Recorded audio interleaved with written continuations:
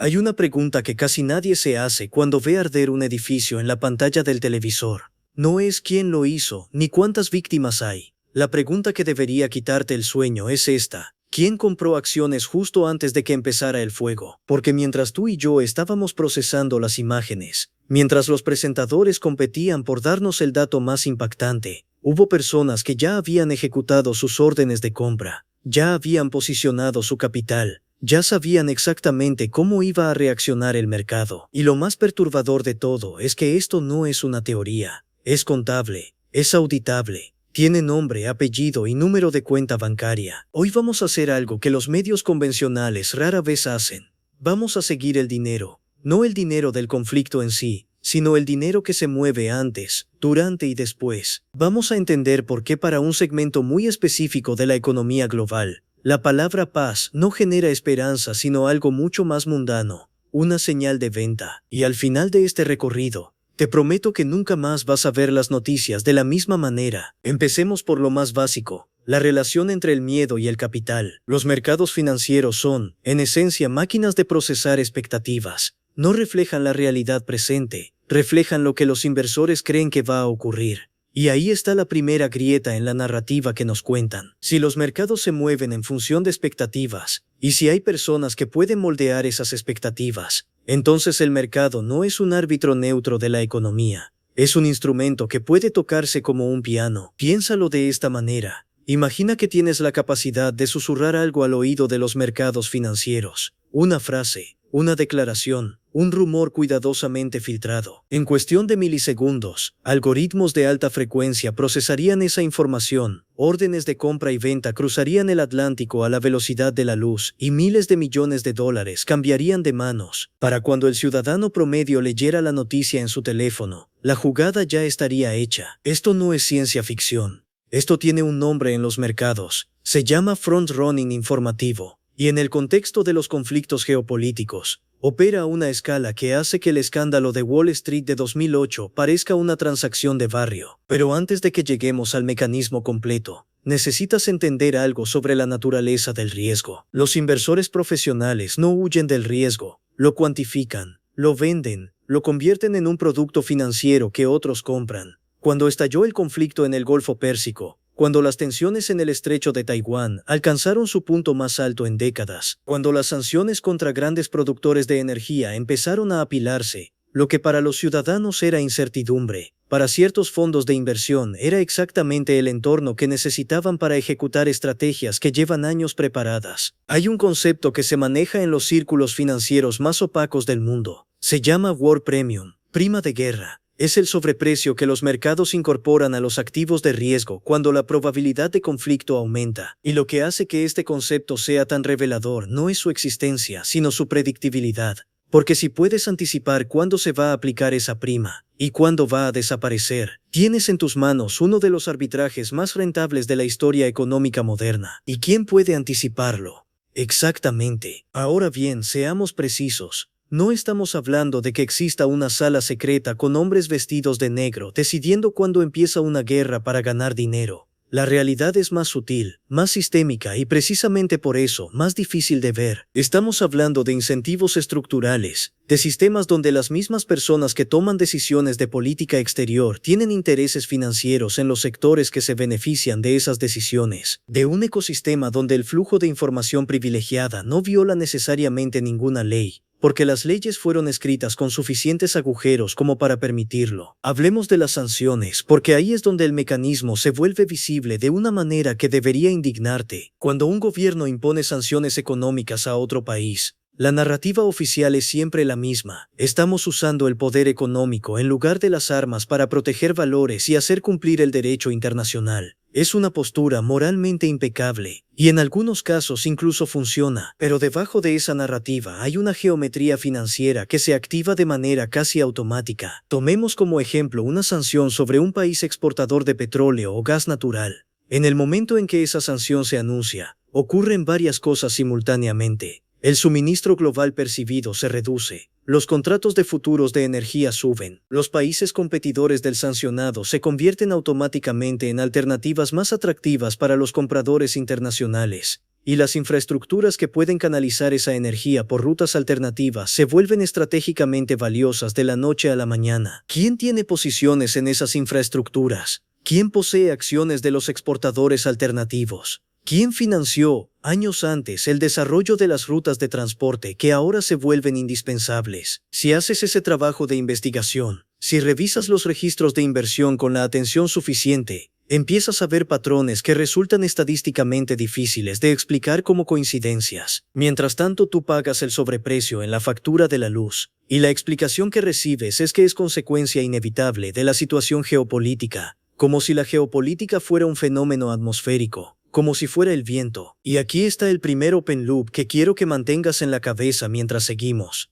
Si las sanciones benefician sistemáticamente a los competidores directos del sancionado, ¿qué nos dice eso sobre quién tiene influencia real en la decisión de sancionar? ¿Es siempre una decisión ética o también es, en algunos casos, una decisión competitiva disfrazada de ética? Vamos a profundizar ahora en el mecanismo quizás más visible de todo este sistema. La industria de la defensa. Hay una estadística que muy poca gente conoce y que cambia completamente la perspectiva. Las principales empresas del complejo industrial militar, las que fabrican sistemas de misiles, aviones de combate, tecnología de vigilancia, municiones de precisión, tienen entre sus mayores accionistas a los mismos fondos de inversión que aparecen en los primeros puestos del ranking de la banca global. No son entidades separadas del sistema financiero, son el sistema financiero. Y aquí está la perversión del incentivo. Para estas empresas, el conflicto no es una tragedia, es una señal de demanda. Cada escalada aumenta los pedidos. Cada nuevo teatro de operaciones abre una licitación. Cada tratado de defensa mutua obliga a los países firmantes a modernizar sus arsenales hasta los estándares acordados. Lo que para el diplomático es un fracaso, para el analista financiero de estas empresas es un trimestre excepcionalmente bueno. Pero lo que hace que este sistema sea verdaderamente difícil de desmantelar es que ha aprendido a autolegitimarse. Las empresas de defensa financian think tanks, institutos de investigación estratégica, cátedras universitarias, programas académicos completos sobre seguridad internacional.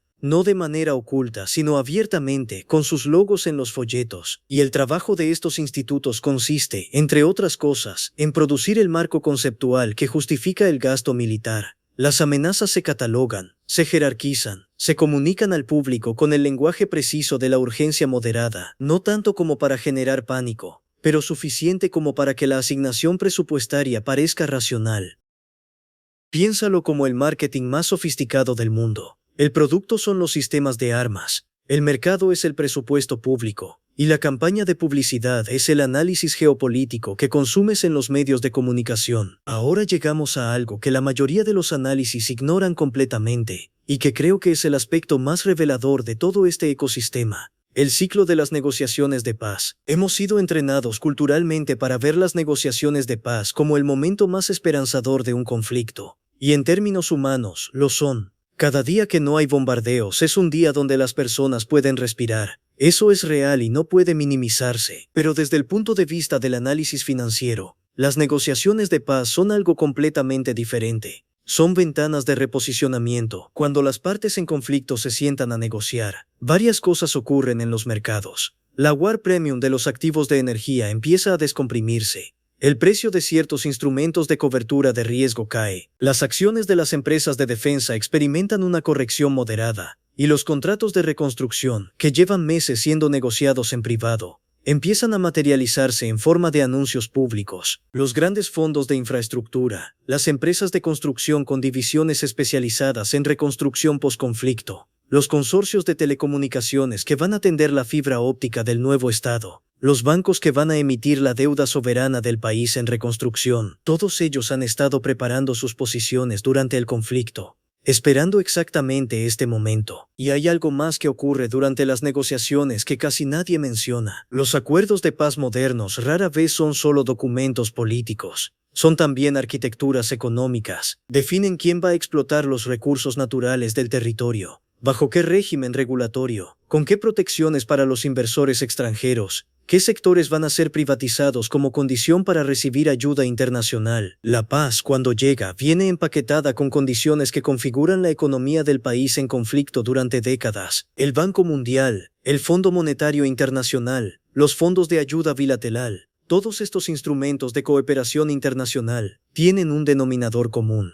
Los préstamos vienen condicionados, y entre esas condiciones suele haber cláusulas sobre apertura de mercados, privatización de servicios públicos y protección de inversiones extranjeras que favorecen exactamente a los países e instituciones que financian esa ayuda. No estamos hablando de conspiración. Estamos hablando de incentivos estructurales que operan dentro del marco legal, produciendo resultados que benefician consistentemente a los mismos actores. Esto es lo que algunos economistas llaman colonialismo de deuda. El país en conflicto necesita reconstruirse. Para hacerlo, necesita financiamiento. El financiamiento viene con condiciones. Las condiciones definen la estructura de su economía, y esa estructura termina siendo más favorable para los acreedores que para los ciudadanos del país que necesitaba ayuda. Los recursos naturales, la energía, las telecomunicaciones, el sistema bancario, sectores enteros de la economía que antes eran públicos quedan bajo control privado extranjero, no a través de la conquista militar, sino a través de contratos firmados por funcionarios legítimamente elegidos que no tenían otra alternativa porque necesitaban el dinero. Y aquí está la pregunta que quiero que te lleves grabada. ¿Qué tan diferente es esto de una colonia tradicional? La bandera es diferente,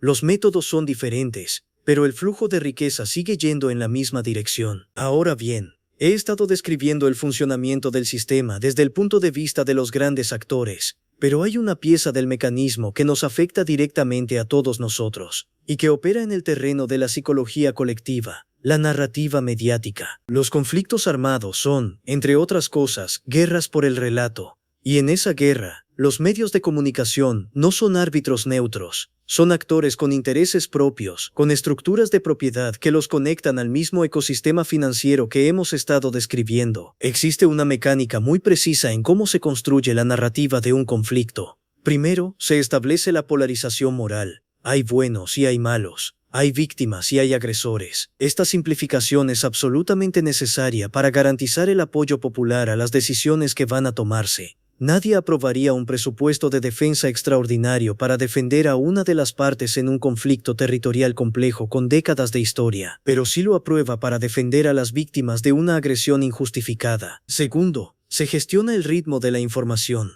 La atención pública tiene un ciclo. Los conflictos que duran años necesitan ser dosificados para mantener el nivel de involucramiento emocional sin producir fatiga. Los momentos de mayor cobertura no siempre coinciden con los momentos de mayor intensidad bélica. Coinciden con los momentos donde el apoyo público es necesario para justificar una decisión política que ya está tomada. Tercero, y esto es lo más sutil, se establece el marco de referencia. Las preguntas que el público se hace sobre un conflicto están determinadas por las preguntas que los medios formulan. Si la cobertura mediática se concentra en la dimensión humanitaria y militar del conflicto, el ciudadano va a pensar en términos humanitarios y militares. Si nadie le pregunta quién se está beneficiando económicamente, esa pregunta no va a aparecer en el debate público. No es censura. Es arquitectura de la atención. Y mientras tanto, en los pisos superiores de los edificios que albergan fondos soberanos, fondos de cobertura, bancos de inversión y empresas de logística energética, personas perfectamente racionales, perfectamente legales, perfectamente educadas en las mejores universidades del mundo, están ejecutando estrategias que se benefician exactamente del estado de cosas que acabamos de describir. ¿Y cuál es la solución?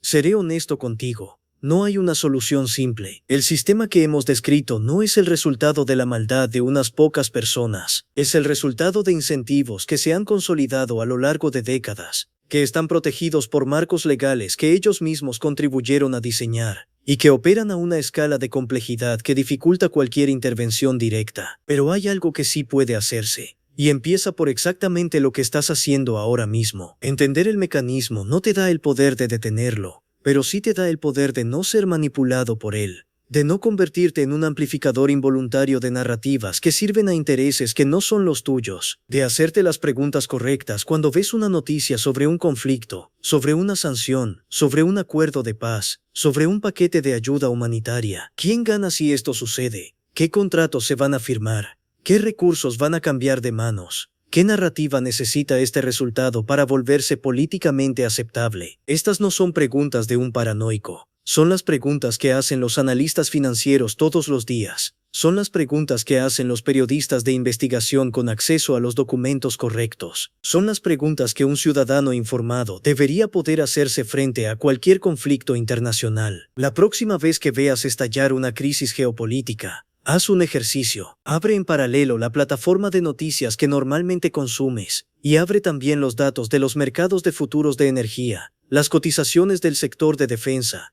el seguimiento de los contratos de reconstrucción en las regiones en conflicto. No necesitas ser analista financiero para ver los patrones. Necesitas saber dónde mirar, porque al final del día, la guerra más importante no se libra en el campo de batalla. Se libra por el control de tu interpretación de los eventos. Y el primer paso para ganar esa guerra es saber qué está ocurriendo. La verdad no está censurada, está dispersa, está enterrada bajo capas de complejidad deliberada y narrativas convenientes, pero está ahí, y sigue el mismo rastro que siempre ha seguido cualquier secreto en la historia de la humanidad. Sigue el dinero. Nos vemos en la próxima entrega.